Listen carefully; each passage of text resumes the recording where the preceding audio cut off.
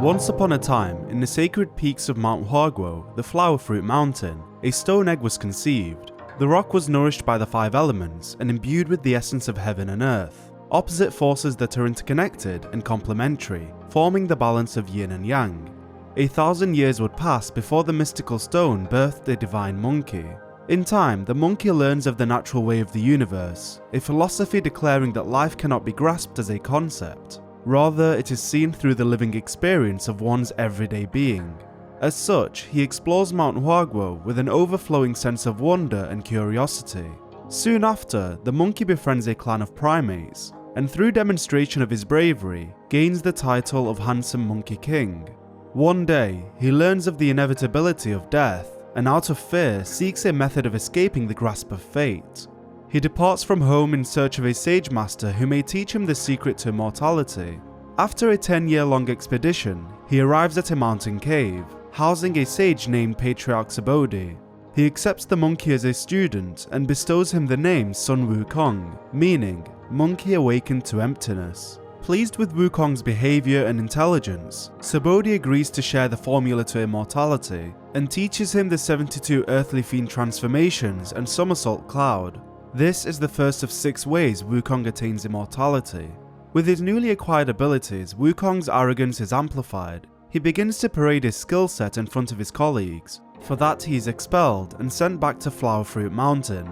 Upon his return, Wukong learns of a monster named the Demon King of Havoc, who has been terrorizing his clan in his absence. With ease, he utilizes his new abilities to defeat the Demon King and reclaim his throne. Upon realizing that his clan is helpless without him, the Monkey King travels to a nearby kingdom and steals a heap of weapons and armaments to adorn his troops and teach them self-defense. Whilst journeying, he figures that he too needs a weapon of his own, and decides to acquire one from the Dragon King of the East Sea. It is here that Wukong equips his legendary gold-braided staff of miraculous will. The staff is deceptively but monstrously heavy, and capable of shrinking and expanding at will. In the underworld, the Monkey King removes his own name from the register of life, ensuring his exemption from the grips of mortality. This is the second method he gains immortality.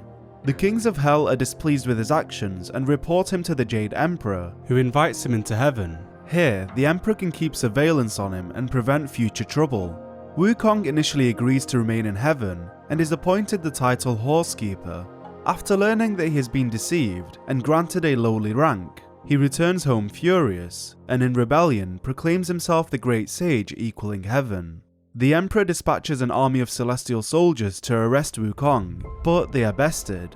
In turn, the Jade Emperor once again invites Wukong into heaven, this time assigning him a legitimate position to guard the immortal Peach Garden. As expected, the monkey could not abstain from causing further malady. He devours the peaches in the orchard, crashes an immortal peach banquet, and eats everything in sight, in addition to drinking all the imperial wine and consuming all the golden elixir. By consuming the peaches, wine and elixir, Wukong's immortality compounds 5 times over. The 6th and final method would take place at a later point, through consuming a ginseng baby fruit. Following his heinous wrongdoings, he returns to Flower Fruit Mountain. Enraged, the Jade Emperor deploys 100,000 soldiers to arrest Wukong. Like before, they are forced to withdraw. Consequently, the goddess Guanyin arrives at the Celestial Palace and calls upon the god Erlang, heaven's most powerful general. Erlang and Wukong battle day and night, proving a perfect match in combat. Eventually, with the help of Supreme Lord Lao, Wukong is arrested. For his heavenly offences, he is sentenced to execution. As none of the divine methods would work on the immortal monkey, it is suggested that he be reduced to ashes through the heat of the 8-trigram furnace. In a turn of events, Wukong escapes the furnace and marches towards the Jade Emperor's throne. Before long, Broder arrives to mediate the situation. He challenges Wukong to a bet that if he could leap out of his palm, he will be granted the throne of heaven. Arrogant and with a smirk across his face, Wukong accepts. With a mighty leap, Sun Wukong soars through the sky, believing to have outmaneuvered Broder himself. Little did he know, all along he was still in Broder's palm. Having failed the challenge, Broder turns his hand into the 5 Elements mountain crushing the lower half of Wukong beneath it. A magical seal is placed atop the mountain to ensure that the Monkey King remains imprisoned. 500 years would pass, and Wukong remained one with the mountain, and was sustained only by the mountain deities and keepers, who provided him with iron pellets and molten copper. Broder began noticing that civilization had become increasingly infested with greed and violence. He decides that a pilgrimage to the west is required to retrieve a set of Buddhist sutras that would teach the land of the East righteousness and enlightenment. Guan Yin is tasked with selecting an appropriate nominee to begin the grand journey. On her search, she encounters numerous divine beings banished from heaven, including Sun Wukong. She instructs them to wait for a scripture pilgrim and protect him on his journey, a means of rectifying their past mistakes. Guan Yin identifies a righteous monk by the name Shanzong and informs him of the set of Buddhist sutras. He agrees to embark on a journey to the west, and for his courage, the Emperor swears brotherhood with him and grants him the name Tripitaka. The name translates to triple basket, referring to the collection of sutras he intends to acquire. The scriptures are divided into 3 sections: the Vinaya Pitaka, the Sutta Pitaka, and the Abhidharma Pitaka. On his travels, the monk passes by 5 Elements Mountain and discovers Wukong.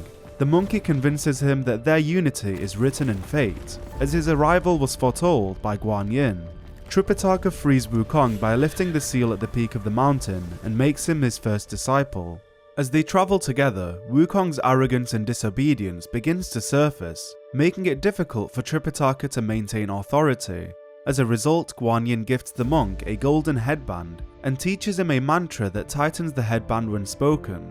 Wukong is tricked into wearing the item, and once adorned, it becomes impossible to remove. On their adventure, they encounter a dragon which devours their horse. Hence, Guan Yin turns the creature into a white dragon horse to serve in replacement. They later encounter an old man who requests their aid, claiming that a gluttonous pig had kidnapped his daughter. The pig had disguised himself as a human and married the old man's daughter. To the family's horror, he accidentally revealed his true form as a pig, and in a panic, kidnapped his wife and locked her in a room, hoping that she would come to accept him for who he is. Wukong rescues the woman and confronts the pig. Upon hearing of a monk on a journey for sutras in the west, the pig yields, and explains that Guan Yin had instructed him to await and serve the monk. With that said, Tripitaka recruits the pig as a new disciple, and grants him the name Jubajie. The final disciple would be recruited at the Flowing Sand River, a sand demon by the name Sha Wujing.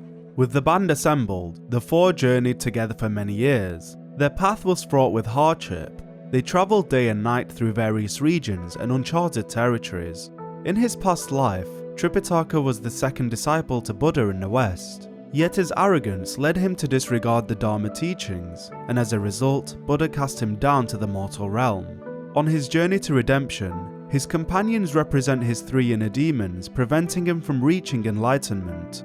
The pig represents lust, the sand demon wrath, and Wukong the wandering mind. This is displayed through the mantra that tightens the headband. With each utterance, he calms his mind.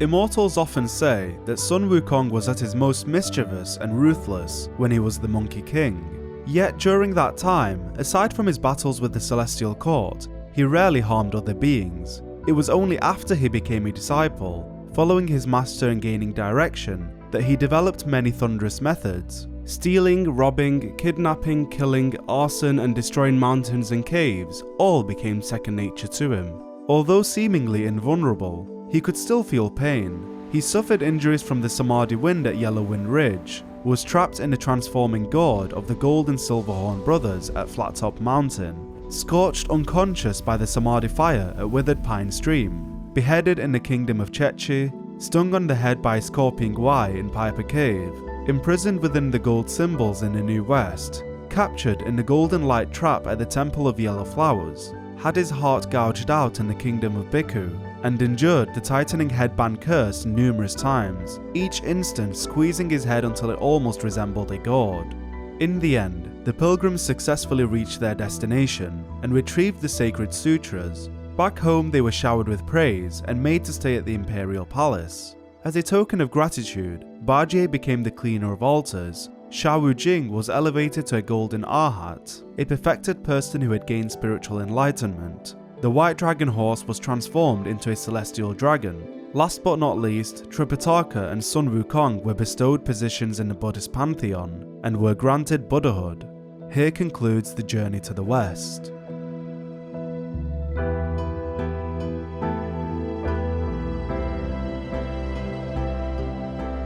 The story as told concludes with a positive outcome, but this is where Black Myth divorces itself from the conventional narrative.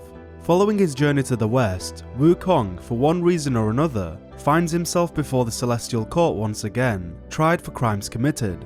We know this is a continuation of the original tale, as Wukong references Bajie in his monologue. In addition, Erlang makes his appearance, and remarks that he had beaten the Monkey King once before. In a repeat of history, Wukong is defeated and imprisoned within Mount Huaguo, and so ends the last tale of Sun Wukong, a hero who treasured his freedom above all else. Buddhahood he attained, but cumbersome he found the celestial rules. He yearned for the simple life he had once commanded. Little did he know, his choice to forego life in heaven would only fuel the gods' mistrust. His remains are trapped within a birthstone. Though his body was broken, his spirit endures. His essence was fragmented into 6 relics, which scattered through the wind, choosing to stay hidden for centuries.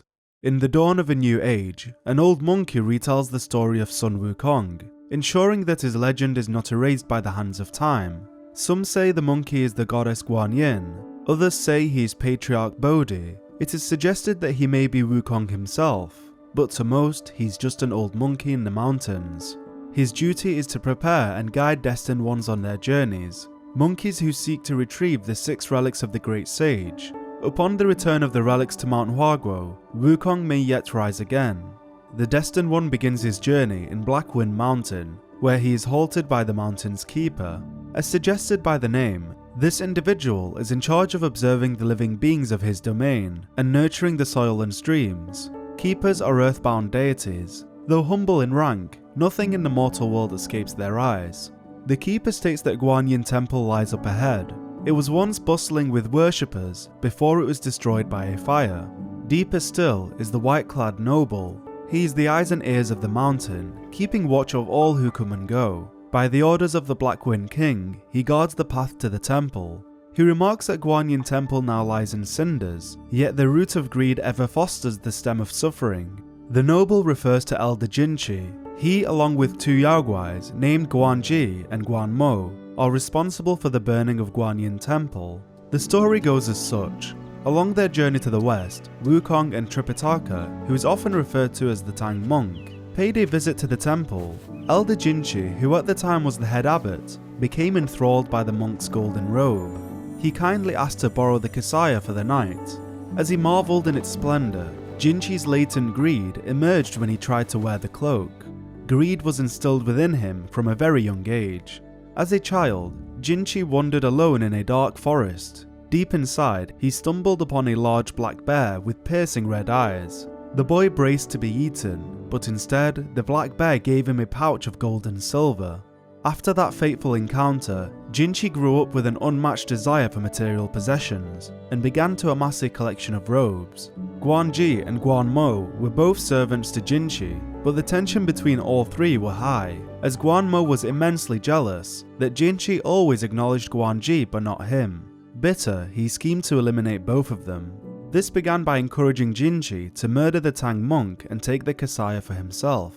Taking the bait, Guanji was ordered to set fire to the Tang monk's quarters. Things took a turn as the monk was rescued by Wukong, and a wind was summoned by Guanmo to spread the fire through the entire temple, reducing the sanctuary to ashes.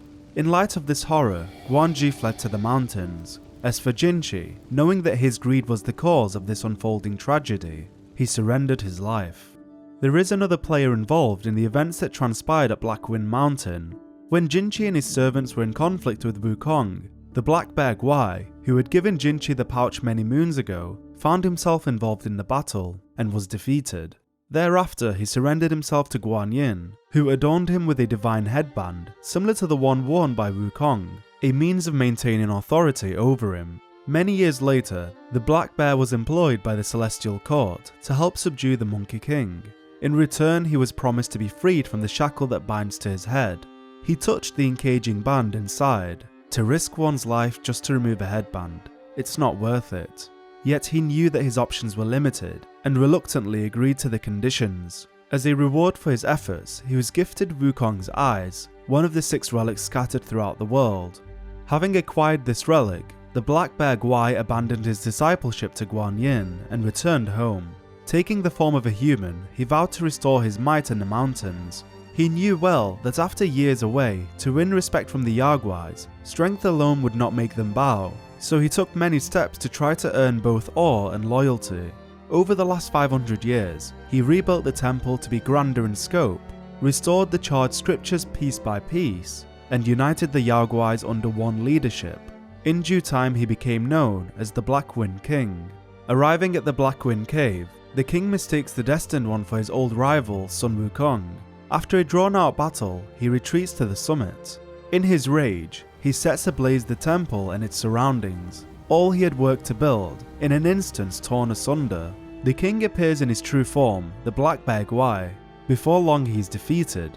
He attempts to retreat further, but ultimately fails. At the Destined One's heel, he begs for forgiveness, excusing himself as a pawn of the Celestial Court. If given a choice, he would have never dared challenge the mighty Wukong. The keeper of the Black Wind Mountain appears not a moment too soon, and confirms that the bear speaks candidly.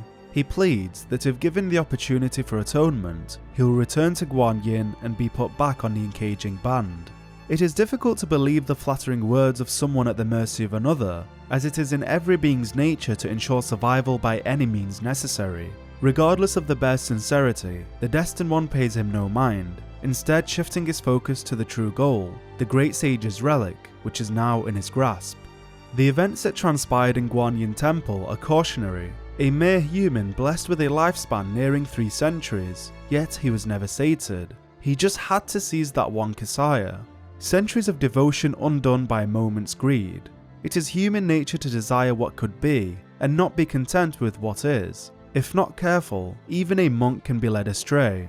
As for the Black Bear, he could have made a fine guardian for Guan Yin, yet upon claiming his freedom, he abandoned the goddess to seek glory for himself. Alas, to think too highly of oneself and then end up achieving nothing. It is true what they say, a fool with ambition is worse than a nobody. As mentioned previously, the Tang monk was once a disciple to Broder, but was cast down to the mortal realm. On his road to redemption, he was destined to face 81 trials. The fire was merely one of them.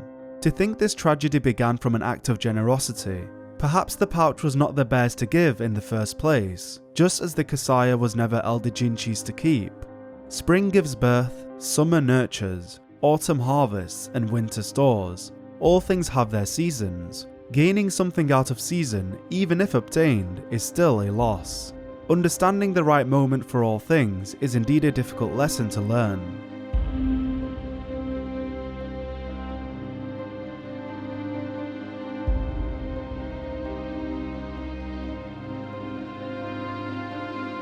In the days when strange winds first howled through Windrest, a curious event unfolded.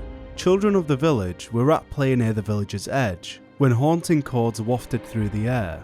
Their young ears caught the song's pleasant notes. Intrigued, and never having heard such a song, the youngsters raced towards the musician. As they neared, they beheld a figure leaning on a boulder, headless. The children scattered in fright, but one boy stumbled and fell. The musician emerged from behind the rock, and with a strum of his instrument, gently lifted the boy to his feet. The headless monk plucked another chord. A cooling breeze passed over the boy's bruised leg. Looking down, he found his wound miraculously healed. With a final strum, the boy's trousers restored themselves. With that, the musician vanished into a gust of wind and sand. When the villagers returned, they found the boy pointing at the sand, exclaiming it was an immortal. The adults scoffed. Nonsense, what sort of immortal lacks a head? Looking to the distance, the boy knew in his heart that he was in the presence of a sacred being. The kingdom of flowing sands, abundant with gold, marked the sun's daily demise. The sun, truest of fires, plunged into the western seas, and the waters boiled and hissed at its touch. Each dusk as the evening bell tolled, the king sent men to the ramparts, where they beat upon a great drum and sound clarion calls, thus neutralizing the noise of the seas. This drum, known as the Drum of the Setting Sun, was a gift from Broder and granted peace to the common folk. In gratitude, they filled their land with golden statues of all those enlightened, and the place came to be known as the Buddhist Land of Gold. As the years passed, the people's reverence for Buddhism grew to overshadow their regard for their secular ruler. This did not sit well with the king, and so he decreed to put an end to Buddhism. By his orders, temples were razed and monks were banished. His deeds are illustrated by the countless Buddha heads found buried in the sand. Not long after, at dusk, when the great drum was struck, a monstrous insect erupted from the earth beyond the border. With terrible might, it ravaged the humble villages, leaving untold death in its wake. From then on, the sound of the drum unfailingly drew that Yaoguai from its den to wreak new ruin. The people declared this to be karmic retribution, the result of the king's impiety. The chastened king halted his suppression of the Buddhist faith and sent armies to slay the creature. Yet what hope had mortal men to prevail against a foe so mighty and dreadful? The catastrophic insect that had levelled the towns and valleys was summoned on Buddha's command as punishment for the king's apparent disdain for the holy religion. Fortunately, there was an enlightened monk passing through the land, a rat, yellow of hair and garb. This righteous soul could not bear to witness injustice and aided the armies in slaying the wicked insect. In gratitude, the king honoured him with the title of royal sage and built a shrine in his honour. The sage resided in the kingdom for several years. At his suggestion, the king issued the Rodent Reverence Edict, which declared rats as celestial beings protected by the king's law, making it illegal to harm them. Hence, more rat-guys from across the land flocked to the realm. This angered Broder. Not only did the sage derail his plan to exact revenge, but his shrine was an insult. Buddha's statues were torn down, only to have an effigy of a rat constructed. If the denizens were proud to hail a rodent as their saviour, then they shall all become rats. In an instance, the entire kingdom was transformed. Eventually, the sage resumed his wanderings and became the disciple of Bodhisattva Lingji. He relocated to Yellowwind Ridge. Here, he crossed paths with the Tang monk and Wukong whilst they were on their journey to the west. Believing that he could achieve immortality by consuming the monk's flesh, the sage instructed his lieutenant, the Tiger Vanguard, to kidnap the monk. They were successful in doing so, however it wasn't long before Wukong and Bajie arrived to rescue their master. A battle ensued and the Tiger Vanguard was laid to rest. The sage utilized his Samadhi wind to keep the disciples at bay. Eventually, Bodhisattva Lingji intervened and defeated the sage using the Golden Lung staff. The sage was spared under the condition that he would not harm others again. The Kingdom of Flowing Sands had 3 princes of the royal line. The eldest prince, favoured by the king, was a renowned warrior who held the title of Valiant General. Sadly, a shadow darkened his mind, clouding his reason and erasing his memories of his kin. Thus he was hidden away. The second prince, though a man of great strength, was simple of mind. He was neither as skilled a warrior as his elder brother, nor as clever as his younger sibling. Of the 3 sons, he was the least favoured by the king. The third prince was well versed in poetry and deeply fond of Buddhist teachings. He possessed both wisdom and strength. However, when the king issued the Rodent Reverence Edict and executed ministers who opposed it, the third prince left in protest. The king was enraged, as all that remained of his kin was the prince least appropriate to ascend his throne. During this time, the royal sage, who had adopted the name Yellow Wind Sage, aided the gods in defeating Wukong. As a reward, he was granted one of the 6 hidden relics, Wukong's ears. With his newly obtained vessel, he took revenge by decapitating Bodhisattva Lingji, before returning to the kingdom to claim the land for himself. With this revelation, it is made clear that the headless monk that haunts the desert is indeed Lingji. Receiving word of the sage's return, the king rallied his troops and fought for his domain. The Tiger Vanguard's 2 children opposed the sage in honour of their late father, as under the sage's companionship he perished. During the battle, the younger brother, the Mad Tiger, was wounded, and in exchange for his life, the elder brother swore fealty to the sage. As a result, he was granted his father's former title, Tiger Vanguard. In time, the sage took control of the entire valley. the mad tiger took refuge in Sandgate Village's dry well to recover his wounds, and swore to take revenge on the sage and even his own brother, who he viewed as a traitor. Whilst practicing his roar, the tiger attracted the attention of a man whose son had fallen ill. The tiger offered a magical gourd capable of curing the boy. In exchange, the man was to lure other villagers into the well for him to consume and regain his strength. Eventually, the man and his son ceased to visit. Curious, the mad tiger left the well. Upon entering the village, he saw blood everywhere. The villagers had been slaughtered. At the village entrance, there was a small coffin, and inside lay the boy's body. He still wore the gourd the tiger had given him around his neck. Judging by the wounds, it seems he had been beaten to death with sticks, likely by villagers who discovered that the man had led their neighbours to their death. Saddened, Mad Tiger took the boy's coffin back to his well and returned to his meditation. As for the older brother, Tiger Vanguard, he is now a lieutenant for the Yellow Wind Sage and resides in Crouching Tiger Temple, where he is kept satiated with countless offerings of ragwise for consumption. His loyalty to the sage is strictly for survival. In the Tiger Vanguard's eyes, that yellow-furred rat had twice destroyed his family and left them broken and scattered. He hated him for that, but he was no fool. As long as the rat had protection from the higher ones, what more could a tiger do, beyond venting his rage by devouring a few lesser rats each day? At the Yellow Wind formation, the Destined One confronts the Yellow Wind Sage, who still flaunts the detached head of Lingji. Upon his defeat, the head is returned to its owner. At last, the headless monk is whole again. The monk shoulders the blame for the sage's reign of havoc, and thanks the Destined One for their valour and sagacity. As a reward for restoring order in the kingdom, he is granted the second relic. The theme of this tale is the concept of hierarchy, and the perception of good and evil. From an outside perspective, the conflict between Buddha and the kingdom is simple. One side a saint, the other a fiend. Yet Buddha offered a gift expecting to be worshipped in return. When the Buddhist faith was banished, the deity summoned a Yaogwai to wreak havoc upon the kingdom, a reminder of who truly is in control. A king may hold power above his people, yes, but in all corners of the realm, it is the celestial court and high-ranking Buddhas who define the rules. The Buddhas believe that each bears a distinct root from birth, superior and inferior.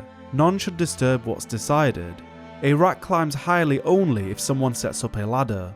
Rebels such as Wukong and the Yellow Wind Sage are chastised for their defiant behaviour, but one doesn't feel his chains until he begins to move. Each party views themselves virtuous. The Bodhisattva took the sage as a disciple and showed mercy when he rebelled. Confused, I saw kindness repaid with hate. Lingji wielded great power, but his golden Lung staff meant very little once mortal compassions took root. Even empathy could be wielded as a weapon against its possessor if not used wisely. From the viewpoint of the sage, those who bring disaster upon others will have disaster brought upon themselves. This is the karmic cycle, meaning that his retaliation against the Bodhisattva was justified. What's the alternative? To surrender oneself to those above without questioning their actions or motives? Should a Buddha not answer for their sins too? Alas, it is for you to decide who is right and who is wrong.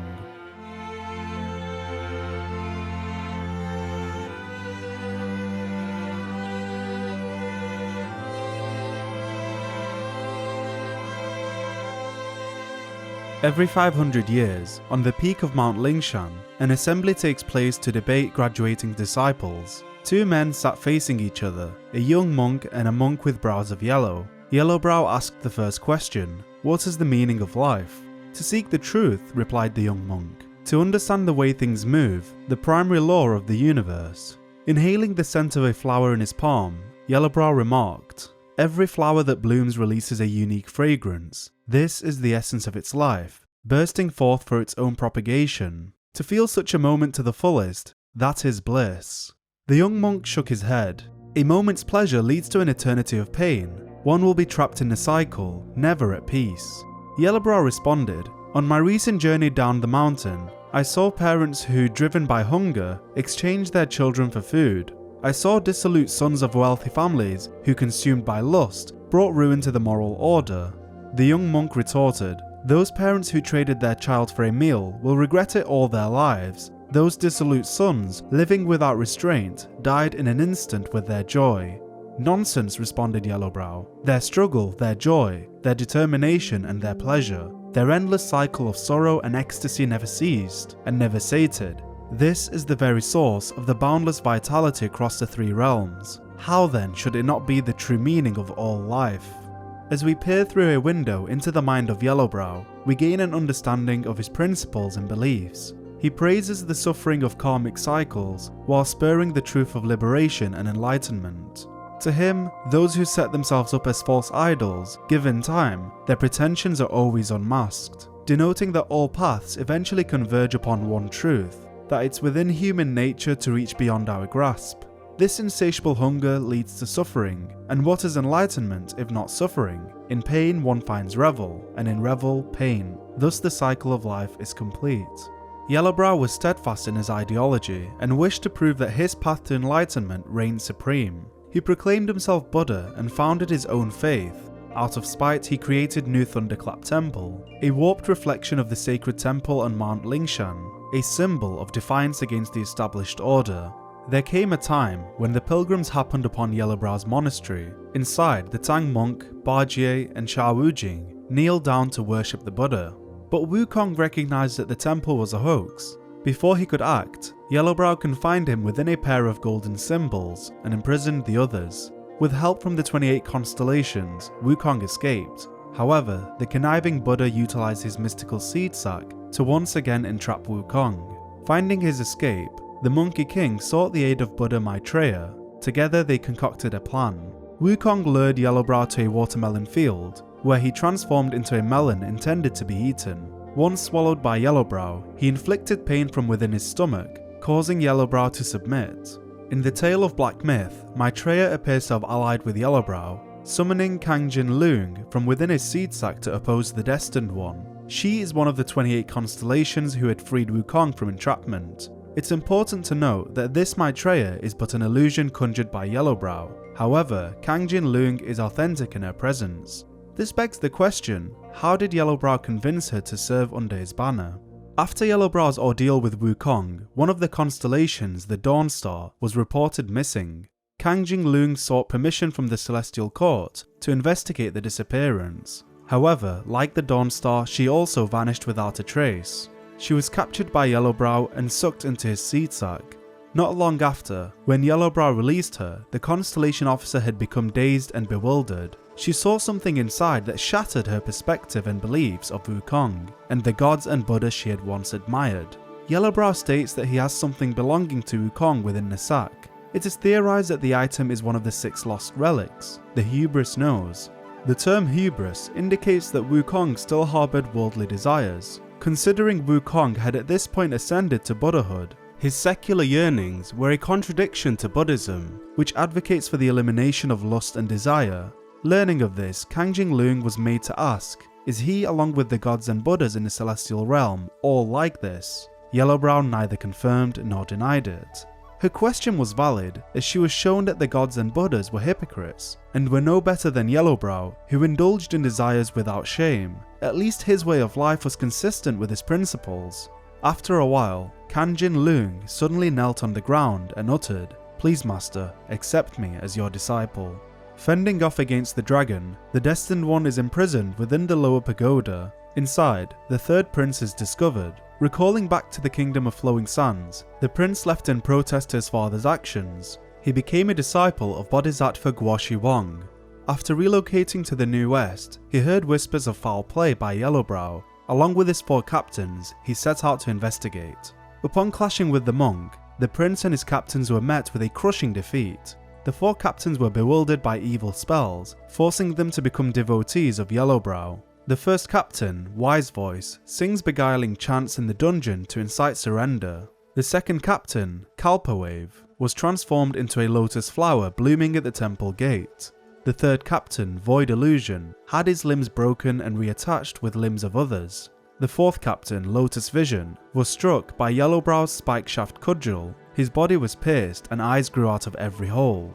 As for the third prince, he was driven to madness. Having blinded himself and deafened his ears, he muttered incessantly in the dungeon. His master, the Bodhisattva, never came to save him. His last and only hope is the Destined One. Escaping the Pagoda realm, the Destined One once again encounters Kang Jing Leung, now in her human form as Kang Jin Star. She watches over Bargier, who is trapped within a pair of golden symbols. The Destined One defeats the Constellation Officer and frees Bargier. Together, they ride atop the Turtle General to the north shore of the Bitter Lake.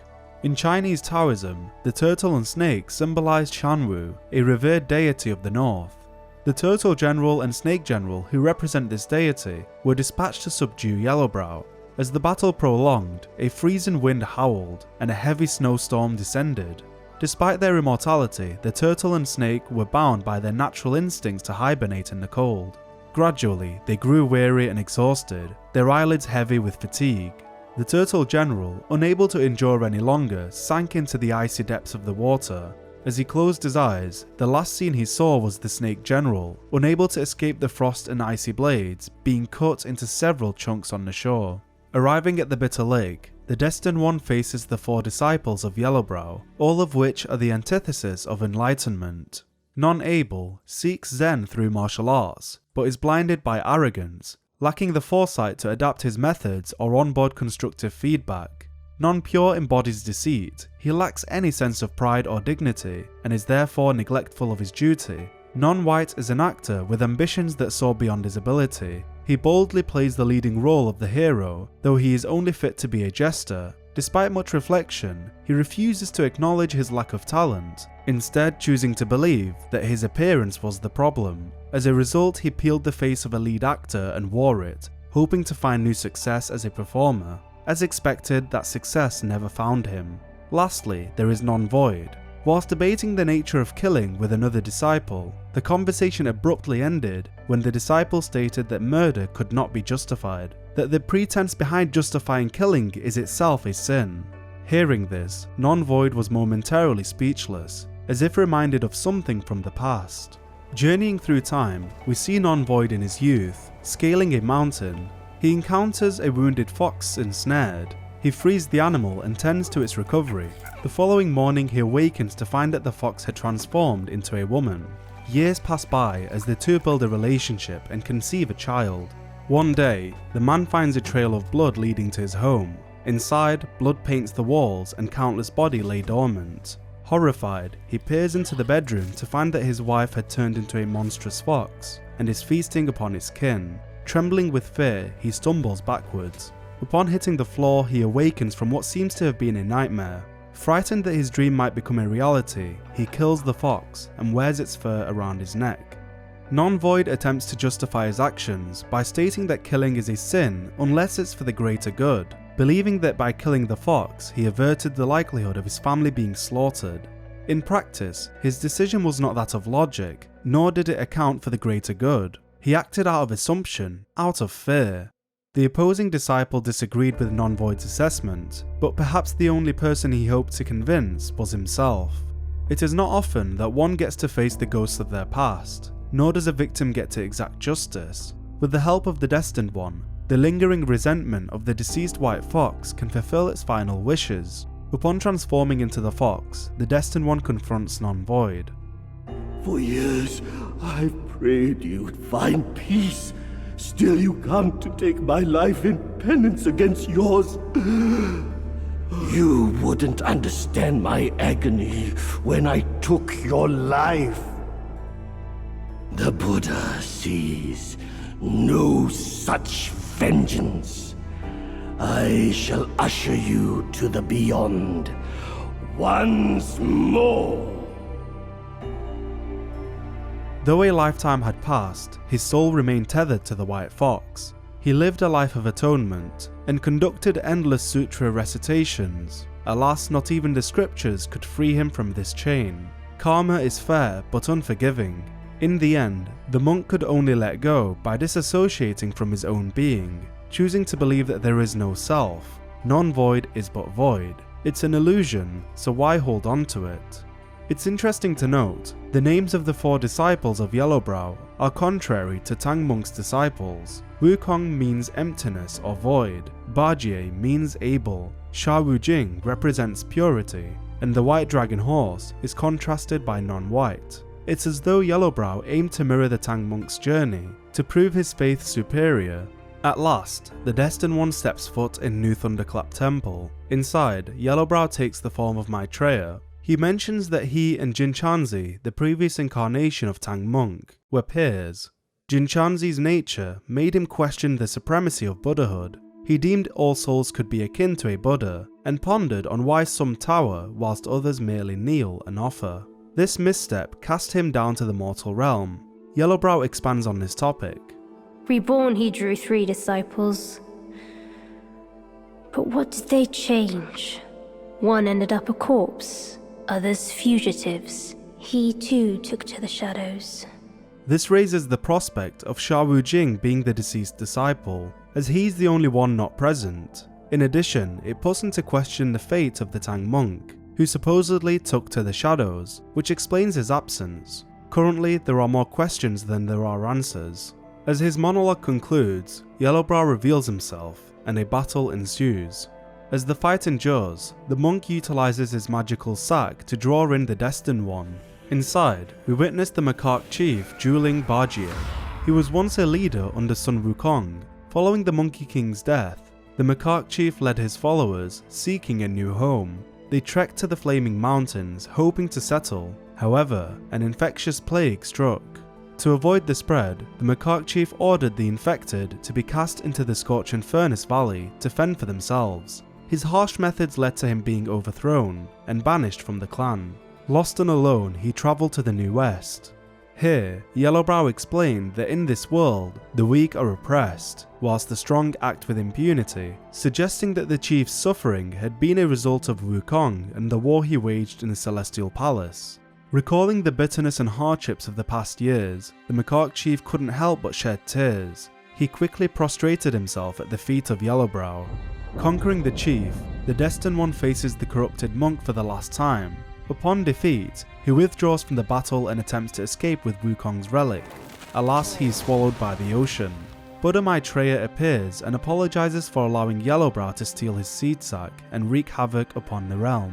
He was aware of Yellowbrow's mischievous behavior, but chose not to intervene, instead using this as an opportunity to test the Destined One's worth. For what reason is yet unknown. With Maitreya's aid, the relic is retrieved from the ocean. In a memory from the past, we witness a creature of the sea being captured by fishermen. They carry it to their village. As the creature scratches a scab on its body, an open wound is formed. From within, pearls of silver and gold extrude in excess. The creature would thereafter provide the poverty-stricken villagers with wealth, health, and food. For its deific abilities, it was worshipped as a god. A temple was built to celebrate it, and all neighbouring villages would visit to pay their respects. One day, as the creature is performing its usual routine of spreading wealth to the village, one villager is overtaken by greed and inflicts a grave wound which yields a mountain of jewels. Witnessing this, the remaining villagers are enticed to take their share. The creature is mauled and torn apart until little is left of its disfigured corpse. Following this, it is revealed that the creature was Huang Mei, the previous incarnation of Yellowbrow. He, along with Jinchanzi, the prior incarnation of the Tang Monk, were discussing the nature of humanity.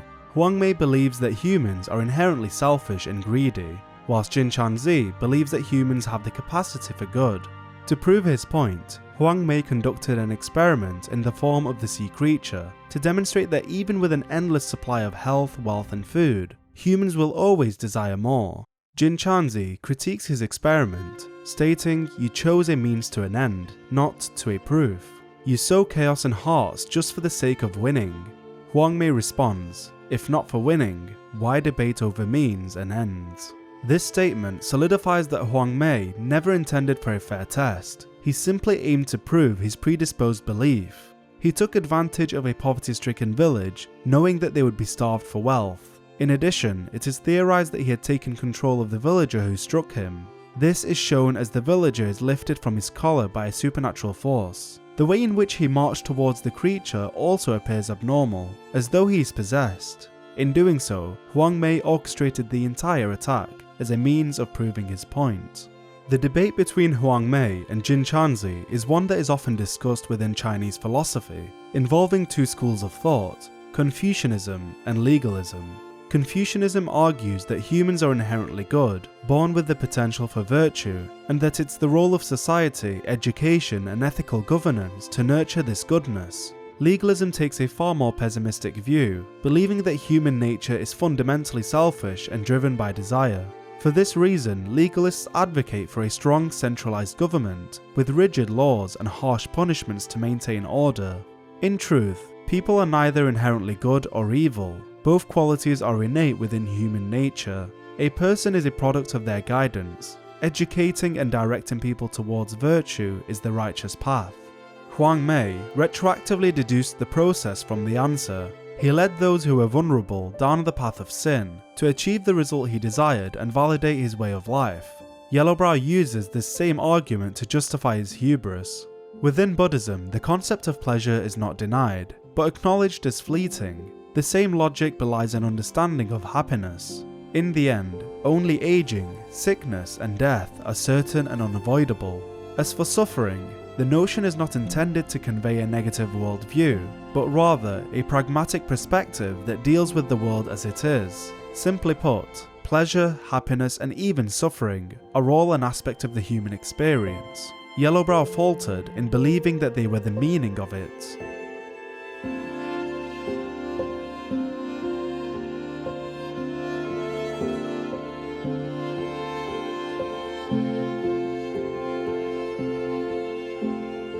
No matter how many kings came and went, the family of the royal weaving office never relocated. They wove a fabric known as celestial silk, gleaming as moonlight, light as clouds. Rumors claim the estate housed vast amounts of gold and jewels, but those riches were never found. This sinister yet opulent land was home to the 6 sisters and their mother, the Violet Spider. The first sister was gentle and serene. She cared for her sisters like a mother. Her sibling, the second sister, was raised as a boy from a young age. She managed the finances of the cave and was known to be straightforward and generous. As for the third sister, she loved reading and writing. While her younger sisters were naive and her older siblings were occupied by their duties, the third dedicated herself to mastering the craft of the needle. In turn, she became the best weaver in the family. The fabric shop run by the second sister sold weaves designed by the third. The fifth sister was renowned for her stunning beauty and mischievous nature. In the webbed hollow, there were no children of the same age as the sixth sister. One day, 2 drunken pigwives pointed at the sixth sister, proclaiming, "Your father is a pig just like us. You are a relative of our old pig family." She retorted, "You must be attempting to establish a connection with me because you lack skill in your craft and seek to exploit me. The one my mother chose would never be someone as despicable as you." Time will tell that there was truth in the pig's word. The Scorpion Lord also dwelled in the hollow. He hailed from the Mountain of Venom, a land ruled by the Scorpion Queen, a Gwai of Desire. She practiced the Tao of concentration, excelling in matters of pleasure. Noticing the Golden Scorpion Lord and his strong build, she decided to produce offspring. Sadly for her, none of the children were female, thus her skills could not be passed on. After a while, the Scorpion Lord fell out of favour. No longer coveted by the Queen, he took his sons and departed the mountain. In time, the journeyers passed through the Kingdom of Women, a neighbouring land. The Gwai of Desire kidnapped Tang Monk, but Wukong summoned the Dawnstar, whose crow killed the Queen instantly. Sun Wukong set the palace ablaze, reducing her kingdom to ashes. Initially, the Scorpion Lord vowed to avenge her, but instead settled in Piper Cave, rebuilding her force and dedicating himself to the Tao of concentration, as the Queen once did. He failed to entice anyone, and the kingdom eventually declined. Hearing of the Webbed Hollow, and how it was a premier place for insect Gwais, the Scorpion Lord departed, taking his sons with him. In the old days, the Scorpion Lord brought his 4 sons to the Temple of Yellow Flowers. The 100-eyed Taoist master, coveting the power of his venom, promised to arrange marriages between the young spider Yaogwais and the Scorpion Princes.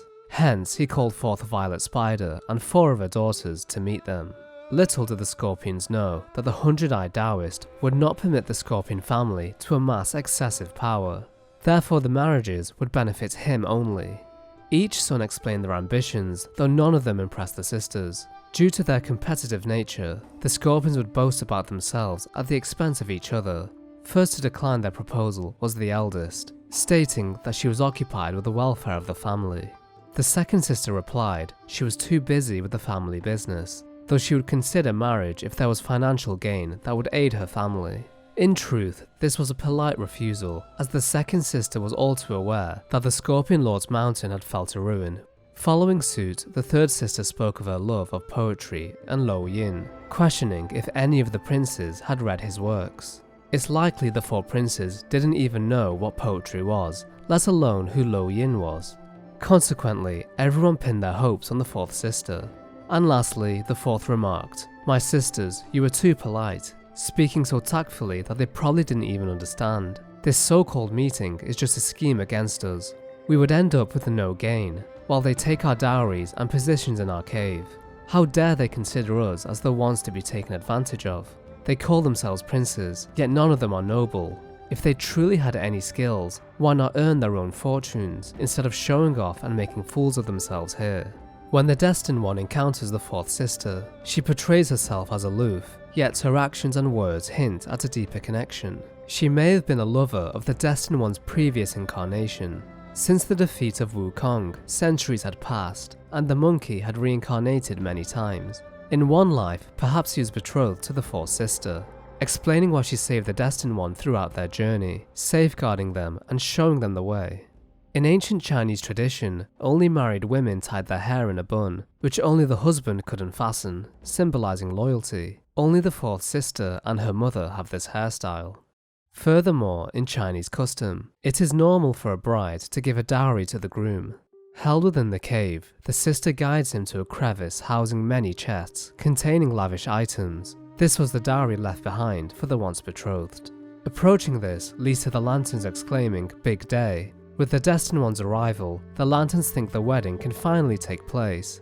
Knowing this cannot be the case, the sister silences them. Sadly, the Destined One has no recollection of his previous incarnations, therefore he is blissfully unaware of his relationship with the sister. The lady held fast to hope, yet despite her best efforts, their union would never come to fruition. For this reason, she begins to weep, tears which were not visible during their first meeting. And lastly, she states the following: "From now on, we're both on our own." An affirmation to herself that their bond as she once knew it was truly at an end. Dotted throughout the region are various purple talismans, a potential artifact used by the Celestial Court to keep the spiders confined to the hollow, forced to become servants and weave celestial silk. The 4th sister advises the Destined One to steer clear of these talismans, insinuating they may have spelled the doom of his previous life. Approaching the final talisman, the 4th sister implores the Destined One to run, all too familiar with the dangers of meddling with the heavens. Upon its removal, the Supreme Inspector and Crane Immortal arrive. As punishment for interfering with the artifacts, the Crane Immortal says he'll transform the 4th sister into a golden pill for supposed safekeeping, a warning to prevent the Destined One from wreaking havoc in the future as Wukong once did. Ultimately, her goal was to obtain freedom from the chains of the Celestials, but like many tales, her story ended in tragedy. Through his actions of attempting to free her, he inadvertently consigned her to a grim fate. In the previous life, the Destined One perished unable to marry the 4th sister. In this life, she was stolen by the Celestials, thus he is doomed to wander alone once more. The sister's actions make one wonder, should we look ahead and accept whatever future awaits us, or stay committed to steadfast goals? Perhaps there is no right answer, what matters is the willingness to make a choice. Shifting focus to Bajie, he was once in a relationship with the Violet Spider. At one point, Bajie had to make the painful decision to abandon his family. Scorned by this choice, the Violet Spider and her family held contempt for the pig. Upon his return to the village, Bajie is abducted and forced to undergo a wedding ceremony where he is to be devoured by the Violet Spider. Adamant that Bajie chose Wukong and now the Destined One over their family, the spider forsook reconciliation, aiming to destroy him instead. By using the needle provided by the 100-eyed Taoist, Bajie is turned against the Destined One, but eventually comes to his senses. To understand the relationship between Bajie and the Violet Spider, we must journey to the past. Initially, Bajie was an admiral of the court. One night he spied upon the goddess of the moon. He was enamored by her beauty. As he chased her, Bajie encountered a maiden. The lady loved him at first sight, but he continued his pursuit of the goddess. Bargier happens to see the Jade Emperor having an affair with the deity. To conceal this, the paranoid monarch exiles him. Curiously, some believe the being depicted with the goddess is Ho Yi, a legendary archer, not the Jade Emperor, though only an individual with immense power and status, such as the Emperor, would be able to banish Bargier. Abandoning her deific status, the maiden follows him to the mortal realm. For this, she is transformed into the Violet Spider. Another time, Bargier sees a lady called Gao and chases after her. Here is where black myth diverges from the original plot, as he was actually married to her, whereas in this story, their relationship is displayed as a brief encounter. As he inches closer, he transforms into a pig, punishments from the heavens. Gao is shocked at his form and flees in tears. Sometime in the future, Bargier learns of a celestial spring where women frequently bathed. Capitalizing on the opportunity, he morphed into a catfish to spy on the ladies. As it so happens, the woman who encountered Bargier in the heavens was among the denizens of the spring. She instantly recognized him. At last, the lovers were together, though this would not be the end of their tale. Bargier could not be with his lover, for he was sentenced by the Jade Emperor to 1,000 lifetimes of love tragedies. In other words, his heart would have to be broken 1,000 times before his love could truly flourish. Fearing punishments from the celestial court, Bargier chose to forsake his love and his family, journeying with Wukong instead. Prior to his departure, he fathered a spider Guai, the sixth sister. A Chinese proverb notes the following: "A man farms, a woman weaves." Bargier, wielding his rake, toils away, protecting his family from a distance, while his lover, the Violet Spider, weaves celestial silk for the heavens above. Bargier left them behind, sparing them from a harsh fate. This in itself was an act of love. Over time, the Violet Spider consumed humans, displaying her shift from a deity to a monster. As the tale unfolds before us, we can hear two voices singing. The male voice states, "Please don't look back when we meet in the next life." The female voice counters, "Please remember to look back when we meet in the next life." A tragedy indeed, star-crossed lovers who can never be united. In the novel, upon reaching a cluster of huts in the forest, Tang Monk decided to seek alms for food, but then he was suddenly captured by the spider Yaoguais. Sun Wukong, in search of Tang, learnt of the celestial spring. Transforming into an eagle, Wukong stole the spider Yaoguai's clothes. Bargier then morphed into a catfish to take a look. Embarrassed, the spider ladies hurried to the Temple of Yellow Flowers. The 100-eyed, who'd practiced alongside the 7 spider Guais, learned that his fellows were humiliated. Thus he prepared 4 cups of poisoned tea, intending to exact revenge on the Fellowship and ultimately consume Tang Monk. However, Sun Wukong saw through the ruse, overturned the teacups and defeated the spider Guais, forcing them to retreat. The Taoist master then engaged in combat, prompting Wukong to order Bargier to eliminate the 7 spider Guais in his stead. Following his command, Bargier wielded his rake and struck down each of the spiders, sparing only one. Remembering their brief affair in the water, he hesitated and with the final thrust of his rake into the ground, told her to flee for her life. Interestingly, Bargier killed all 6 of the Violet Spider's sisters. After being spared, she went on to birth 6 daughters. Wukong then called Pelampo for aid, who subdued the 100-eyed demon, and potentially confined him to Mount Kunlun. Now in the present day, the Violet Spider cannot bring herself to harm Bargier, and is defeated by the Destined One. She retreats and asks the 100-eyed master for aid. The Taoist removes the relic from her possession, leaving her on the brink of death. Infuriated, her daughters aid the Destined One, defeating the Taoist and obtaining the envious tongue relic. The Violet Spider remarks that Bargier hasn't changed at all. Their love for one another has survived the test of time. Bargier looks back at his family. The youngest daughter at last realizes who her true father is. Somberly, he walks through the field. In solitude, he shall protect them.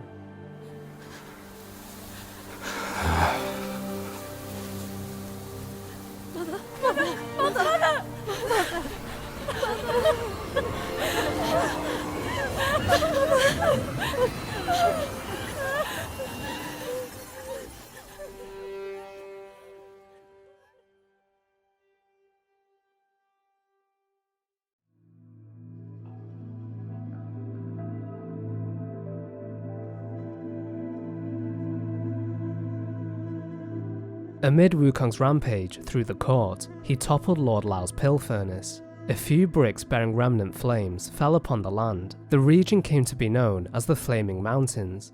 3 centuries ago, when the Bull King still graced the Celestial Court, and the Red Boy practiced under Guanyin, peace reigned over the land.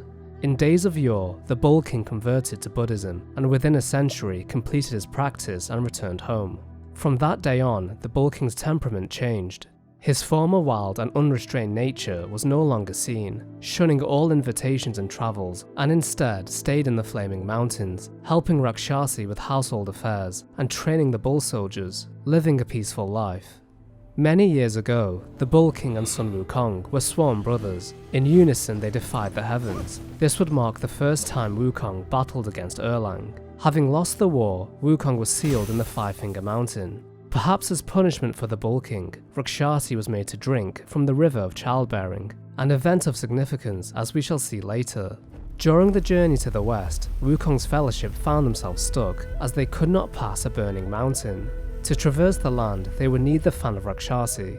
At first, Wukong asked if he could borrow the item, but she declined. Wukong then transformed into the Bull King, tricking her and obtaining the fan. The Bull King learned of Wukong's treachery and so transformed into Bargia to steal the fan back. In the past, Wukong also battled Red Boy but failed to subdue him due to his Samadhi fire, a virtually inextinguishable flame. Only when Guanyin was called for aid was the Red Boy at last defeated. It was then that Red Boy became a disciple of the goddess. In addition, during the quest, Tang Monk and Bargia unknowingly drank from the River of Childbearing, falling pregnant. In order to undo this, Wukong required water from a special spring, under the control of Immortal Ruyi, the brother of the Bull King. The Immortal despised Wukong, the man who subdued his nephew, and so refused. Despite this, Wukong obtained the water by tricking the Immortal. Afterwards, the monkey and the Bull King engaged in a fight. At some point, Bargia killed Princess Fairfox, Ping Ping's mother. Having witnessed all the destruction, Rakshasi implores her husband to give Wukong the fan. As the fight raged on, the Monkey King told the bull to serve the heavens, for it is the only path left for their kind. For now, these words would fall on deaf ears, as the king was enraged by the death of Princess Fairfox, and so fought with all his might, resulting in Wukong calling the Celestial Court for aid. At last, the bull was defeated and subdued by Neja's ribbons. Once the two opposed the heavens together, but now Wukong diligently served them, forming a rift between the pair. Having completed the journey to the west, the court still looked down on Wukong, thus he rebelled against them once more. Ironically, the Bull King listened to Wukong's prior advice of serving the heavens to survive. Aided by Black Bear, Yellow Rat, Yellowbrow, and the Hundred-Eyed, they defeated Wukong. Erlang rewarded each of them with relics of the Monkey King. Since it was hardest for the Bull King to turn against a sworn brother, he was given the greatest of rewards, the body of Wukong. In his final moments, the monkey explained his reasoning. With enough merit and a position before the Buddha, he thought their kind would be left alone. In the end, he realized, to merely exist was a transgression. With his final breath, he told the king to take care of his wife and children, and steer clear of his remains.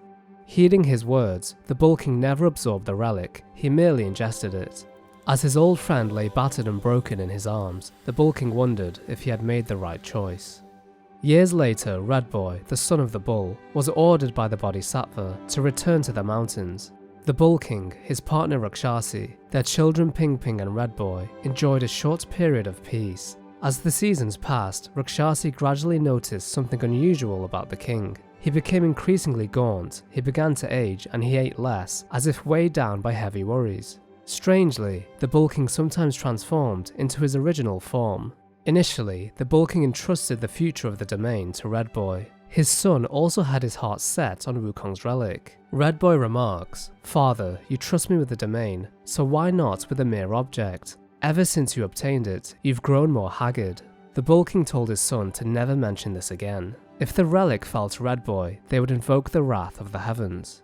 Notably, the Keeper of the Flaming Mountains stated the following: "The king's mind is trapped in the past, intertwined with his old friend, unable to break free. Those past events have become invisible shackles, from which he can never escape," referencing the Bull King's past exploits with son Wukong. Rakshasi was a well-travelled and kindly individual, a princess hailing from the kingdom of Rakshasa, a land which had fallen long ago. Wielding the plantain fan, a failed creation of Lord Lao, she would provide rain to the charred lands of the Flaming Mountain. She had journeyed to the domains of Yaguai kings she had befriended in the mortal realm, abodes of the gods she had met in the celestial realm, the immortal islands on the sea, and even the underworld. At Tashita Palace, the master, Lord Lao, imparted wisdom to Rakshasi. I ordered you to raise a child, but I did not ask you to be a true mother. Let the boy stir his trouble. As long as you and your husband stay out of it, you will be safe. She was unsettled by these words, as she knew the true origin of Red Boy and that the Flaming Mountains would receive no protection. The destiny of her family was predetermined. Ping Ping knew well of the Red Boy's malicious ways. Ever since he had returned from Guan Yin's tutelage, she had felt a change in the boy's nature. Ping Ping cautiously said, "Brother, you and I have always been the closest. If you have something on your mind, you can tell me. It's not easy for our family to be reunited. I just want to live peacefully in these mountains, away from worldly strife." Gazing at the burning clouds, Red Boy replied, "Sister, you should see more of the outside world. There is no such thing as living away from worldly strife. It's just self-deception of losers." Ping Ping wanted to ask him who he was fighting and why he had to compete, but before she could speak, she felt a blow to the back of her neck and fainted, suggesting it was at this point Red Boy assumed her form for self-gain. Red Boy's nature was reckless, vengeful, and unforgiving. The Keeper of the Flaming Mountain spoiled him the most. He was once a young Taoist who served Lord Lao. One of his roles was to maintain a furnace. After a while, the master introduced a newcomer. She was Rakshasi. The usually strict master was very kind towards the girl. From then on, the Keeper and Rakshasi practiced together. He discovered that the girl was adept in both Buddhist and Taoist teachings. No matter what scripture the master taught, she could always engage in discussion, whereas he often struggled to keep up, both in speech and thought. Sometime later, the master arranged for her to marry a Yaguai king in the mortal realm. Though the Keeper felt a bit melancholic, he understood that he was ultimately unworthy. In the master's eyes, he would never be a match for her. A lover's heart is hard to quell. His burning desire for Rakshasi persisted over the years. When Wukong knocked over the furnace, the young Taoist was blamed for his negligence, and thus was banished and made Keeper of the Flaming Mountains. In his childhood, Red Boy suffered from a recurring nightmare, which he shared with his mother. In this vision, many sought to kill him. In retaliation, he defeated monks as tall as mountains, strange birds, and fire-breathing statues, beings who were likely celestials. In this dream, he would grow into a creature with long horns, with spikes sprouting from his hands. Among the clouds, he would see strange figures looming quietly above. These beings were the Celestials, carefully monitoring his presence. Rakshasi says should that day ever come, she and the Bull King will kill all in the sky. Red Boy concludes, "I dreamt that they killed me, and I turned into a red lotus flower. And mother, you picked this lotus flower, and I became your child again." There was truth to the visions. He spoke of transforming into a horned form. This being was known as the Yaksha King, a fate which awaited the Red Boy. Many years ago, the Yaksha King was betrayed by the heavens, leading to the massacre of the royal family and the downfall of the Yaksha Kingdom. As his empire burned, the Yaksha King, gravely wounded, gently held a deceased young boy in his arms. A white-clad Taoist, potentially Lord Lao, emerged and approached the Yaksha King. He extended his hands above the boy's head and began to chant softly. Before long, a small blood-red lotus flower emerged from the boy's forehead, crystal clear and vibrant. The Taoist carefully plucked the lotus flower and placed it into a bowl he carried. The figure said, "This red lotus is the essence of your son's soul. To ensure it does not dissipate before successful reincarnation, we will need your life and the water from the river of childbearing." As noted earlier, Rakshasi was forced by her master, likely Lord Lao, to drink from this river, allowing the Yaksha bloodline to continue.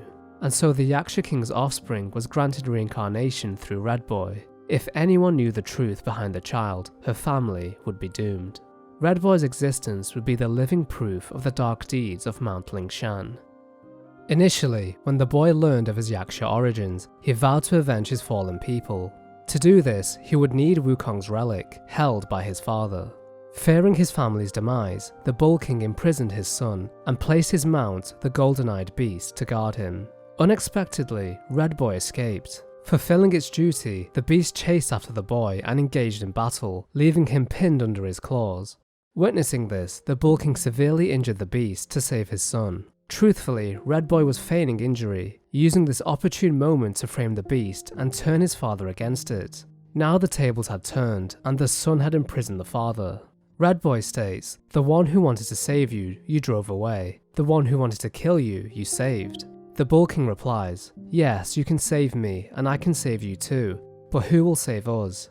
At the hands of his father, Red Boy had endured much suffering over the years. Perhaps it was this suffering, his hatred of the Celestials who annihilated his kind, or a mixture of both, that led him to lay siege to the Flaming Mountains. Scaling the terrain, Palak Stalwart, the vanguard of the Bull King, speaks out, explaining how the 5-element carts of Red Boy have blocked paths in the mountains. Blessed by the Red Boy Samadhi fire, the carts had become sentient guais. One such cart now contains the imprisoned soul of Ma Tiamba. Originally, he was known as Ma. Upon setting foot in the Flaming Mountains, he and his group were beset by guais. Startled, he ran for 60 miles. An old man took in the horse. As the years passed, the elderly man withered with age. In an attempt to save him, he placed the elder on his back and galloped to the Plantain Cave on Emerald Mountain. He ran non-stop for over 770 miles, yet by the time they reached Emerald Mountain, the old man had already passed away. Broken, the horse wandered the land until he came upon a sleeping bull whose fur was lit with fire. Concerned for the creature, he carried the bull to the Plantain Cave. When he finally reached the destination, he realized the being was none other than the Bull King. After a time of revelry with his friends, he had fallen into a drunken slumber. After Rakshasi woke the king, he decided to reward Ma, giving him a place under his banner and the name Ma Tiamba. On the journey to discover the truth, why the Bull King was stripped of his weapon and mount, Palak Stalwart is bested by the rusty gold cart. Red Boy had sowed chaos in the mountains, and Palax died before learning this truth. As for Ma Tiamba, it seems the keeper of the Flaming Mountains had split the horse's essence, using his body as an enslaved weapon, and chaining his spirit to one of the war carts. Or perhaps Ma Tiamba sacrificed himself to keep the weapon at bay. Ascending the mountain, the Destined One meets Ping Ping. Impersonating his sister, Red Boy attempts to manipulate the monkey. Interestingly, long ago, Red Boy was discovered by Wukong and the Fellowship, hanging from a tree, a method he has now repeated. Remembering this, Bargia immediately knows that this is a disguise of Red Boy, but chooses to play along for now.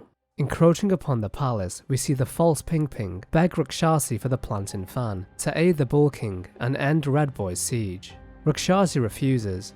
The keeper voices his concern, then declares his love for Rakshasi, imploring her to leave this forsaken place with him. Curiously, when the mountains were besieged, the keeper's rock guais and Furnace Valley proved to be quite useful, suggesting the keeper foresaw the Red Boy's rebellion. Surprisingly, Bargia was impersonating Rakshasi all along. Embittered, the keeper challenges the pair, summoning the enslaved Ma Tiamba and the yin-yang fish. This would prove futile, the keeper is defeated. At the peak of the mountain, Ping Ping converses with her father. The king sees through the ruse, leading Red Boy to reveal his true form. After a brief bout, the boy is defeated. Held within the king is the 5th relic of Wukong, Grieved Body. This relic may have been the cause of the king's mysterious illness. While telling the Destined One to not be fooled by the Celestial Court, he offers the relic, an act of reconciliation towards Wukong, returning his sworn brother's body. Before he can absorb the artifact, Red Boy intercepts. Upon contact, the relic transforms Red Boy into the Yaksha King. The fears of the Bull King had manifested. The nightmares of the Red Boy were both visions of the past and omens of the future. In the end, the Yaksha King is felled by the Destined One and Bargia. Lady Rakshasi at last appears. I implore you to show mercy and spare my son. He is the last of the Yaksha's bloodline in the West, with an origin most tragic and twisted. Now, he poses a threat no more. Should you grant him mercy, I, Rakshasi, and the Bull King shall retreat ourselves to secluded meditation. Along with our children, we will never leave the mountain again. Flames have paved my way you flames, I shan't stray. Vain was my flame, for revenge destined to stray. Their delight lies in our submission, kneeling and begging.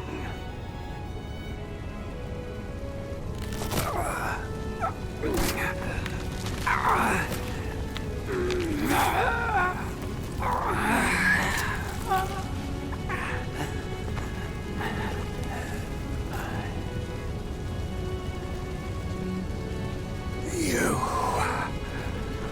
shall never witness it from me.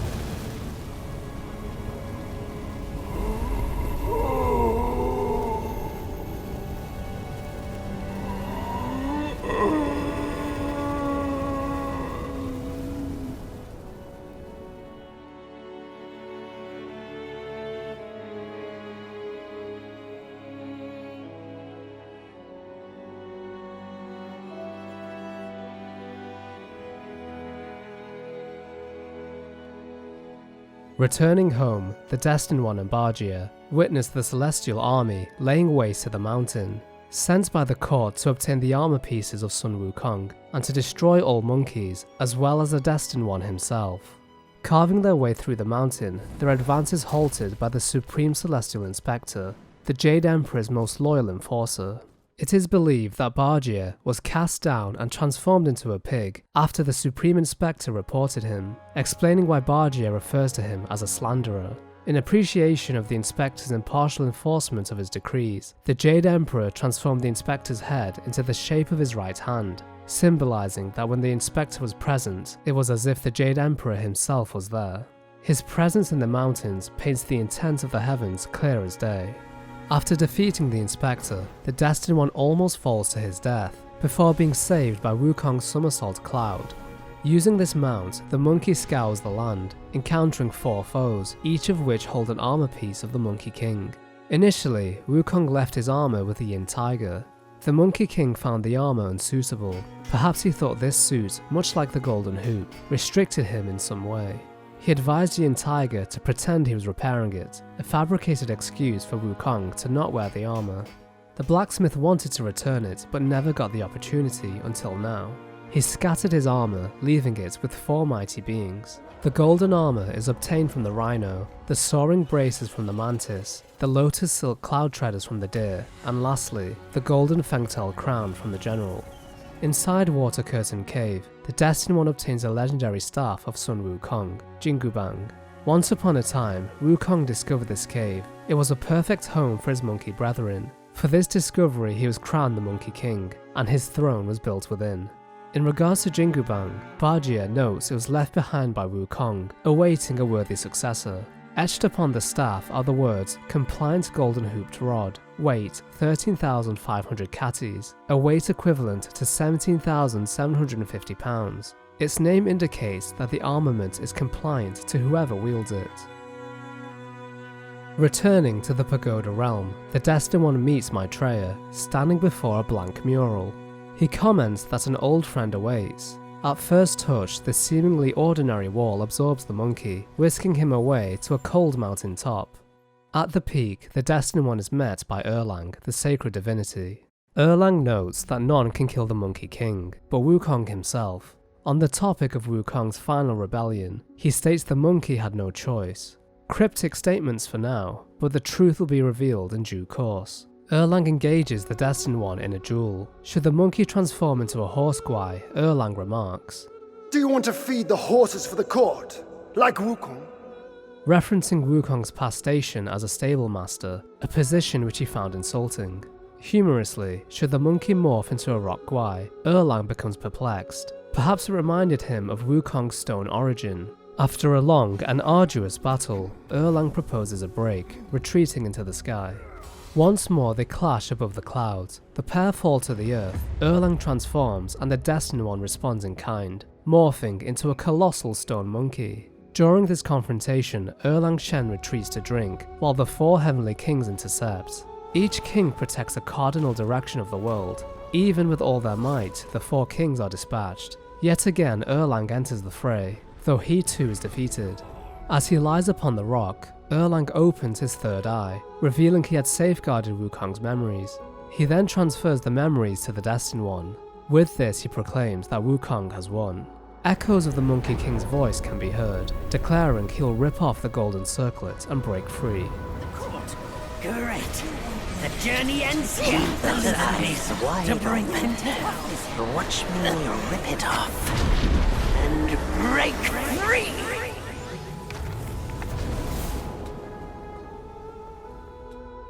Erlang then reveals his brothers had tested the monkey throughout his journey, all for this day. In this instance, he's referring to the Mason 6. The first was the white-clad noble, who upon his defeat said that he feigned his loyalty to the Black Bear, as a means of surveillancing the mountain for his brother, referring to Erlang. Second was the yellow-robed squire. There was also the green-capped martialist, who spoke of fulfilling an obligation to his brother, who we now know was Erlang. The martialist guided the Destined One to the true Maitreya. Maitreya then ordered the Destined One to journey to the Great Pagoda. To add to this, the Venom Taoist and the Pale-Axe Stalwart were also aiding the sacred divinity. Each individual played a vital role in guiding the Destined One to hidden lands, aiding him on his journey to discover his true purpose. Of the Mason 6, only one is missing, the monkey. Some speculate that the old monkey is the 6th brother in question, though this is never confirmed. In the end, the sacred divinity understood Wukong. No prestige could shackle him, no band could keep him caged. A mortal death was what he desired. History shows us that Wukong was defeated by Erlang in his final rebellion, though the truth lies in the detail. One day, the Monkey King devised a plan, understanding that to shed himself with a circlet and gain true freedom, he must die. He could not achieve this goal alone, thus he recruited Erlang to his cause. Erlang was similar to Wukong, a character of rebellious nature. The sacred divinity was considered illegitimate. He was the son of the Jade Emperor's sister and a mortal, a product of forbidden love. The two would go on to have 3 children, one of which was Erlang. For loving a mortal, the Jade Emperor killed one of the children and punished his own sister by burying her beneath a mountain. To save his mother, Erlang split the rock with his mighty axe. This act would further enrage the Emperor, summoning his 10 children, the Sun God. They incinerated his mother, resulting in her death. Filled with hatred and grief, Erlang killed 9 of the gods, sparing only one at the behest of the Moon Goddess. Although Erlang served the Jade Emperor, he did not recognize his authority. An old Chinese saying notes the following: "Do your bidding, but do not recognize your authority." A phrase that simply means although Erlang follows the orders of the Jade Emperor, he ultimately does not recognize his authority. Furthermore, throughout Wukong's journey to the west, Erlang assisted him in taking down mighty foes. Perhaps it was this sense of camaraderie and shared disdain towards the hierarchy that he assisted Wukong. In the beginning, Wukong staged a rebellion against the court, and then Erlang appeared to challenge the monkey, playing his role to perfection. The sacred divinity feigned his swings. To ensure the kings and the celestial army did not interfere, Erlang thrust his weapon into the ground, causing tremors which toppled the warriors. Their ruse fooled the court into thinking Erlang was allied with the heavens, and that Wukong at last was defeated.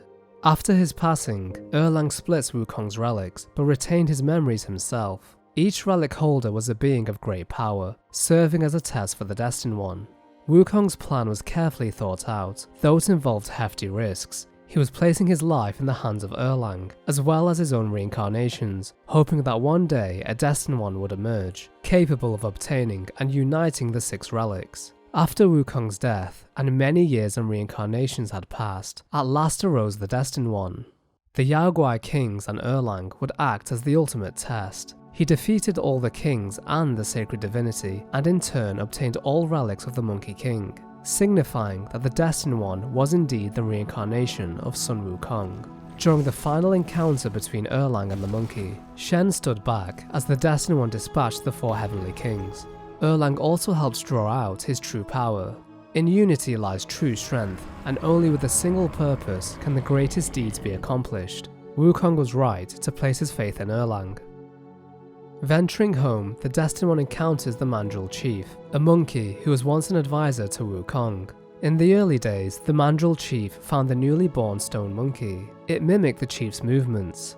This extraordinary stone monkey soon proved its worth, and after a series of contests became the king of monkeys, earning the title Handsome Monkey King. For a few hundred years, the Monkey King's kingdom prospered. One day, he began to worry about life and death. Upon learning this, the chief advised him to go out and seek the Tao. Having achieved this, the Mandrill Chief was made general as a reward, and the Monkey King became a celestial official, and the rest is history. Later on, an immortal appeared in the dream of the Mandrill Chief, who told her that the 5 skandhas can transcend all suffering. In regards to Buddhism, the 5 skandhas refers to the 5 aggregates of clinging: form, sensation, perception, mental formation, and discernment. A sentient being comprises these 5 aspects. The Mandrill Chief was told by traversing the world and obtaining the essence of each skandha, she can make the skandha's pill, and with it potentially restore Wukong. Thus she travelled across the 3 realms and 4 lands, searching for ingredients to make the pill, until she encountered a being that looked exactly like the Monkey King. Upon realization, she gives the Destined One the pill instead. Ascending the mountain, the monkey reaches the summit. Touching the stone housing Wukong, he and Bargia are transported within. Inside, we see a domain most beautiful, a boundless ocean and an amber sunset, a place shaped by Wukong's lingering obsession. At last, they are reunited with the old monkey. Together they ride a boat to cross the serene waters. As they traverse, the world manifests the memories of Wukong. The old monkey explains each tale as it unfolds. In one such story, the old monkey refers to Wukong killing his love, Baigujing, the white bone demon. Baigujing attempted to consume Tang Monk. To do this, she disguised herself 3 times, once as a young lady, then as her mother, and lastly as her father. Each and every time, Wukong broke her into pieces. Unaware, Tang Monk presumed Wukong killed 3 innocent people, and so forced him to leave. The old monkey continues, noting that despite breaking her 3 times, his heart still yearned for her, and it was for this reason that he sought to shed his Buddhahood. In the original tale, there is no mention of love between the pair, but some adaptations choose to portray Wukong and Baigujing as lovers. The old monkey then reveals that the Destined One is the reincarnation of Wukong, yet at the same time is not, explaining that out of the 6 relics only the mind was lost, but it has returned, reborn through the Destined One. He was the 6th relic all along. According to the old monkey, the mind is the unique essence to every life. Therefore, it is destined to fade away at life's end. He goes on to say that the Wukong Bargia once knew will never return, but the universe will always grant him a successor, one who will bear his name and nature. In this case, it is the Destined One. At the culmination of the journey, the monkey confronts the great sage's broken shell, a husk stripped of all senses, yet still attuned to the echoes of Sun Wukong. If the Destined One is to succeed, they must cast aside the soulless shell and merge the relics into one. Only the relic bearer may face this entity, one final trial from Wukong to test his successor. Bargia cries out that the Destined One does not have to take up the name of Wukong. Perhaps this worry stems from the past. The monkey's life was rife with chaos and tragedy. The Destined One forges ahead regardless. Having defeated the stone monkey, the entity ascends to the apex of power. Draining the relics from the Destined One, the shell almost perfectly resembles Sun Wukong. The shell's fighting style echoes his flair and audacious nature. Despite the struggle, the Destined One defeats the broken shell.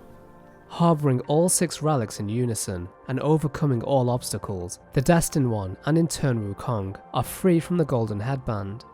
The memories of the journey to the west are shown in reverse. At the end of the vision, we see Wukong raising a toast to his brethren. It then shows him drinking alone, as the court had massacred his people. He turns towards the horizon, opting to rebel against the heavens, signifying the beginning of Black Myth Wukong. Had the Destined One not obtained Wukong's memories from Erlang, he instead would be restricted by the Golden Circlet and sealed within a rock, akin to the Monkey King. Misfortune may be the harbinger of fortune. Perhaps in the next cycle he will succeed. To fully understand this tale, we must speak of the war in the heavens between the Taoists and the Buddhists. If one did not bow to the Buddhist system, they would be punished, as we have seen with the events that transpired in Yellow Ridge. A house divided against itself cannot stand. Their differing beliefs led to a schism that affected the lands and all who inhabited it.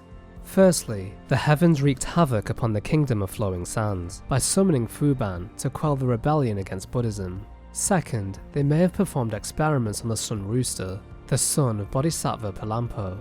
It is plausible the Queen Mother of the West, who ruled over Mount Kunlun, allowed the 100-eyed Taoist to ensnare the Sun Rooster and infect him with a celestial egg, resulting in the twisted being known as Duskvale, leaving his childhood friend Hongyi alone, seeking a way to put him to rest. The webbed hollow and purple cloud mountain became grounds for experimentation, where people ingested the eggs of celestial beings such as the armor worm, in hopes of ascension. In regards to Buddha's left and right hand, the limbs were purposely infected by eggs. Perhaps these arms belonged to Palampo, parent of the Sun Rooster, suggesting the deity was dead. To counter this theory, Palampo was a bodhisattva, not a Buddha, and so the origin of the arms remains ambiguous. The denizens of the Hollow and Purple Cloud Mountain continued imbibing eggs, oblivious that the heavens were going to forge pills from their remains. Ironic, considering Yaoguais consumed monks in hopes of obtaining immortality.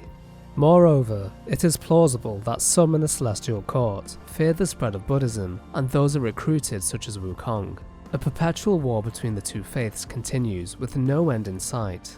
Few can forge everlasting greatness. Many who are gifted strive for nothing, yet those who are not content with their lot are often lost in desire. Others seek a life of ease while seeking renown, but this itself brings dangers of its own.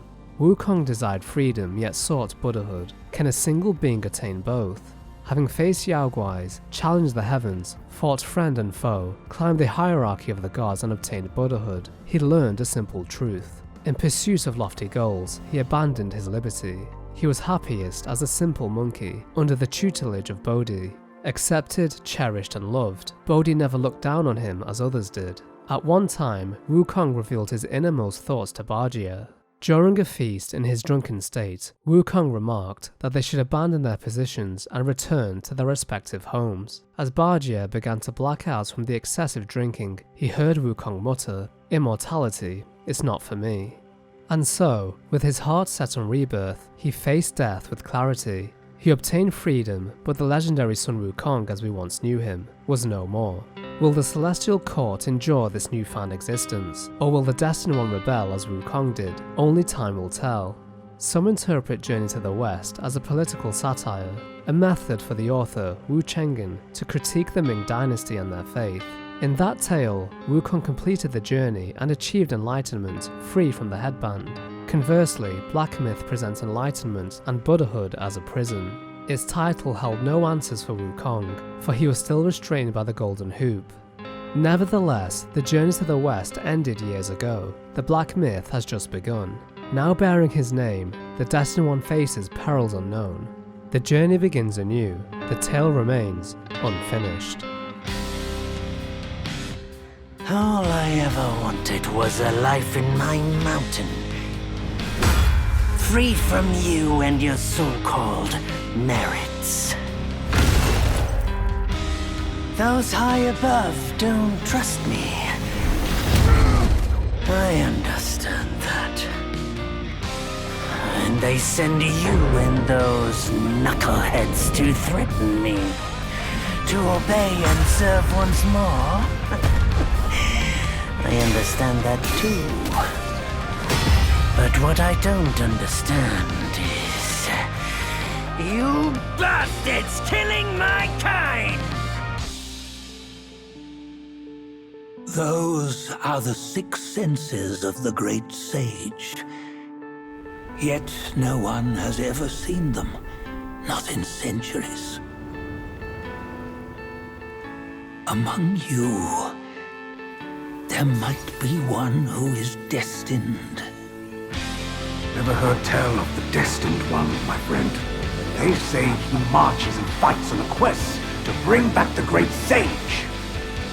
Their delight lies in our submission, kneeling and begging. They say you are the destined one. But if destiny is set, what difference do our actions make? No band can keep him caged. May you not fail him. Your journey, though, has just begun. To our Patreons, thank you for going above and beyond in supporting our content. We really appreciate you. And to everyone who watches our videos, likes, comments or subscribes, it's because of you that we get to express our creativity and do what we love. Thank you. Let us know in the comments below what you want to see next. We'll see you guys soon.